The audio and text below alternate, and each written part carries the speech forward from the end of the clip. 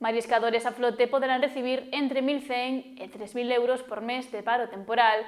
Confrarías da comarca tiveron que collerse estas detencións da actividade pola falta de marisco. Posiblemente o marisqueo nas rías galegas estea a pasar por un dos seus peores momentos. A falta de recursos nos bancos marisqueiros debido á súa mortaldade e a escaseza provoca que os profesionais non poidan desempeñar o seu labor. Moitas cofradías colleronse a un cese de actividade porque non quedaba outra solución, o marisco morreu casi todo, casi un 80 ou 90% según que especie fora, e bueno, ahora van salindo as axudas que se estaban proyectadas a salir unhas de marisqueo a flote, van a salir ahora todas xuntas, as de marisqueo a pé, cas de as tres en conjunto, cas das cofradías para mantenimiento e máis cas de regeneración para comprar semente para poder regenerar os bancos, non? Entón, bueno, a cousa, ayer mismo se reuniu na consellería os seus científicos e os seus biólogos da consellería, fixeron a primeira mesa de traballo para decidiren entre eles e evaluar tal como estaban as zonas.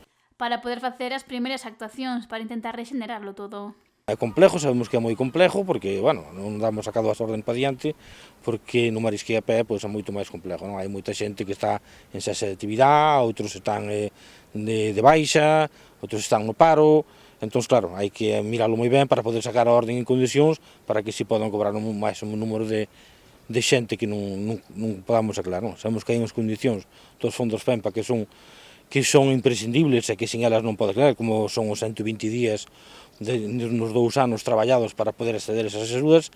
Pérez apunta que teñen que revisalo ben para ver tamén como se poderían facer nos vindeiros anos, cunha prioridade sobre a mesa, conseguir regenerar os bancos marisqueiros. Ante a situación que se está a vivir, mariscadores optaron por cambiar de oficio, algo que tamén repercutirá nas confrarías. As confrarías están resentidas porque onde non hai ingresos, as confrarías que solamente teñen marisqueo son as máis afectadas, as que máis se van a resentir, porque outras confrarías que teñen outros ingresos, porque teñen outras artes como a pulpo, ou aparellos, ou barcos do cerco, ou así, pois sempre teñen algunha maneira de sacar algún ingreso, non? O problema está nas confrarías que solamente teñen marisqueo, e que se lle morreu a maioría, o 80 ou 90% de todo o marisco, e agora fai falta regenerar e fai falta tempo para que ese marisco creza hasta que se poda outra vez poder a traballar e extraer normalmente, non? O Diario Oficial de Galicia xa publicou a orde de axudas para os mariscadores a flote afectados pola alta mortaldade dos bivalvos, tanto nos bancos de libre marisqueo de Arousa como de Pontevedra e tamén para as concesións de Noia.